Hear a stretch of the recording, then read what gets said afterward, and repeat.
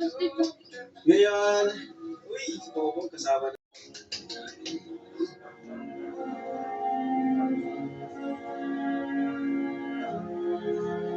Napakaganda ng lugar. Paraisong-paraiso ang dating.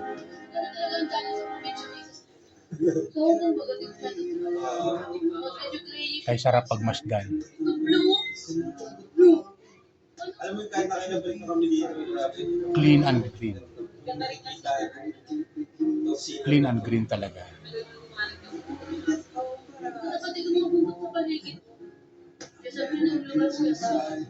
ang kaharian ni Jezebel. Ko. So, yun na yan eh.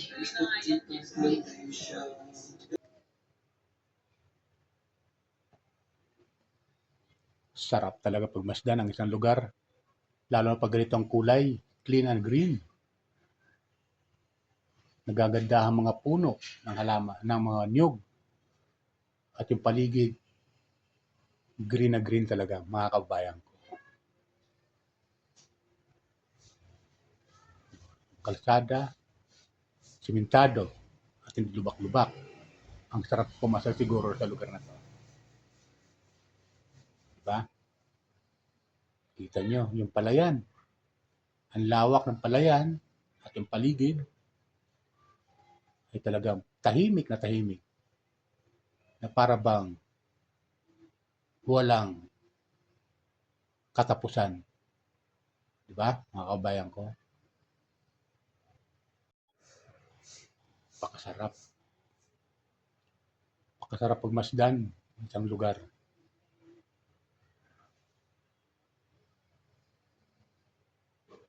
Pinasala nila Kalingap Rab.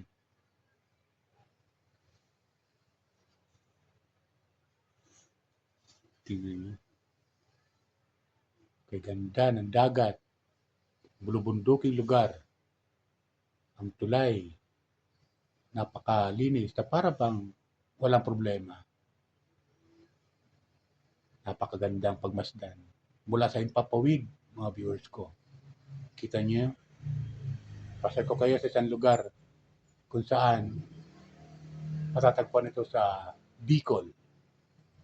Napakalawak pa ng lupain sa Bicol na marami palang tanawin dyan. Ang saya nila.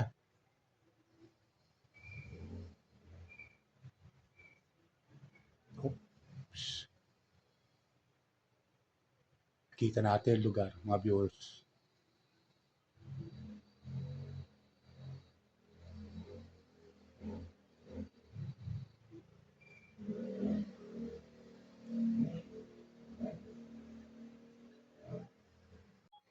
Yan. Kung mapapansin nyo, yung dagat, tago sa ilog, at yung paligid, napakatahimik ng lugar. Ang sarap manirahan sa ganitong lugar na para bang walang problema. Diba?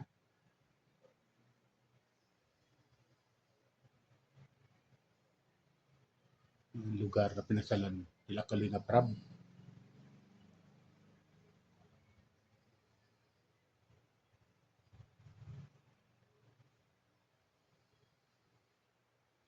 Paklino ng tubig.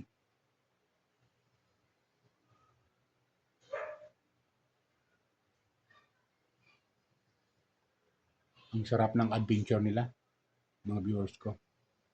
Dito lang yan matatagpuan sa Pilipinas. Diyan sa Bicol region.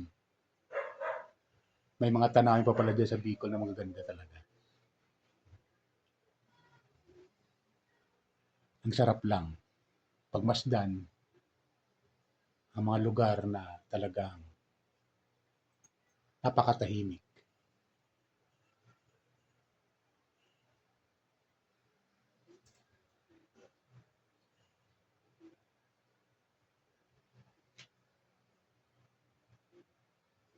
Papaliwanag si Kalingap Rab.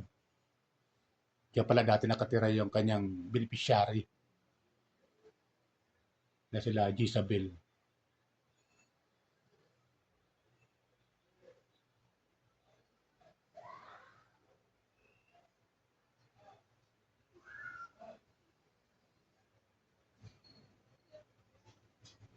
Yung mga lugar sa Bicol na napakaswerte ng mga nakatira diyan para sa akin. Tahimik na para bang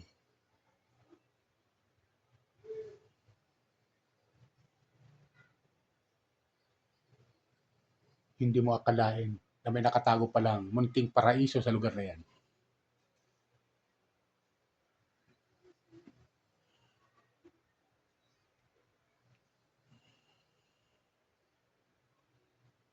Ang sarap nila pagmasdan.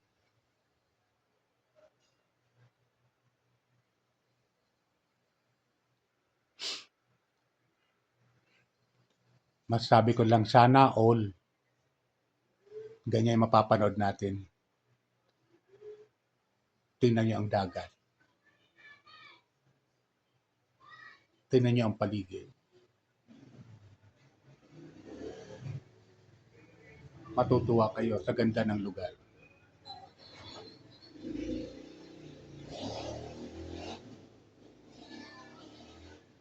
Isa sa mga adventure na pinasila nila Kalinga Prab, diyan partikular sa Bicol, na ngayon lang natin nakita sa kanyang upload video. Ang ganda. Wow. Masabi natin, isang munting paraiso na para bang walang katapusan. Kaya kung natatanaw nyo, mula sa Impapawid, mga viewers ko, napakaganda talaga.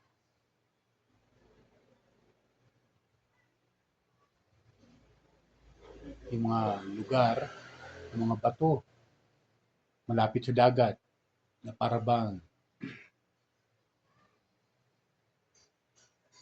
walang sumira sa kalikasan. Napaganda ng ating kalikasan. Ayan.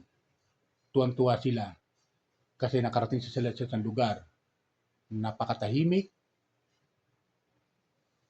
na lugar, napakaganda ng lugar, at sa tingin ko mukhang maraming isda diyan sa lugar na yan.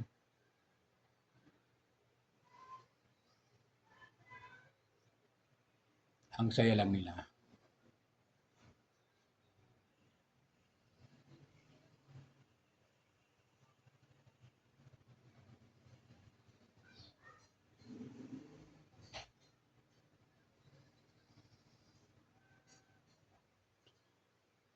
Ang sarap siguro maligo sa lugar na yan.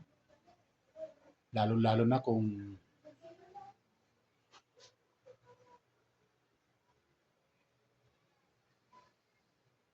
mapakalino ng tubig. Katulad yan, no?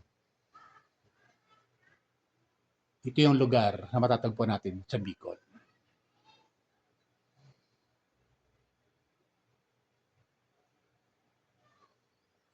Kalikasan. Yan. Kung mapapansin nyo, yung dagat, tago sa ilog, at yung paligid, napakatahimik ng lugar. Ang sarap manirahan sa ganitong lugar na para bang walang problema.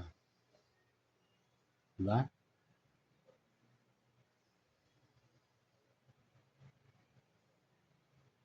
Yung lugar na pinasalan nila Kalinga Prab.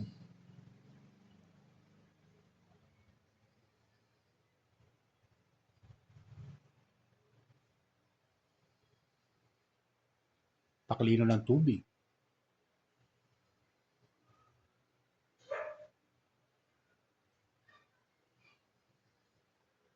Ang sarap ng adventure nila, mga viewers ko. Dito lang yan matatagpuan sa Pilipinas. Diyan sa Bicol region. May mga tanawin pa pala dyan sa Bicol na magaganda talaga. Ang sarap lang pagmasdan ang mga lugar na talagang napakatahimik.